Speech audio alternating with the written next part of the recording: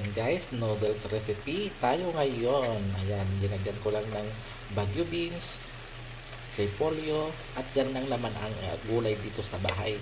So, yung ginamit kong pansit ay noodles. Ayan.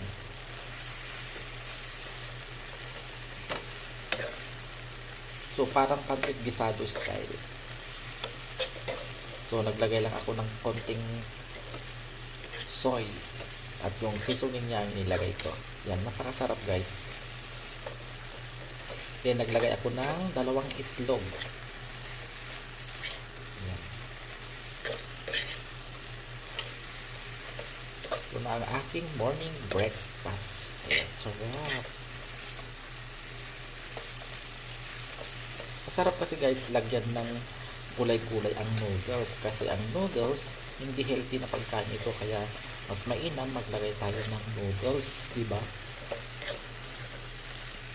Yan. And low heat ko lang siya guys para hindi siya mabigla maluto. Yan, so ayan. Sakto lang naman yung tubig na nilagay ko. Ayan, you can see. Yan.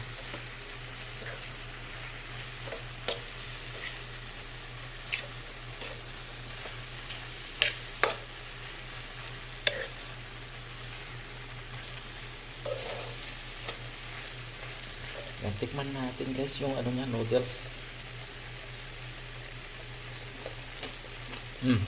Sarap.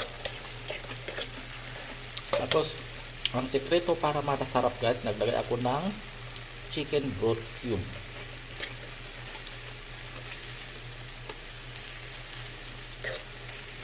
Ayan, kain na tayo guys. Luto na.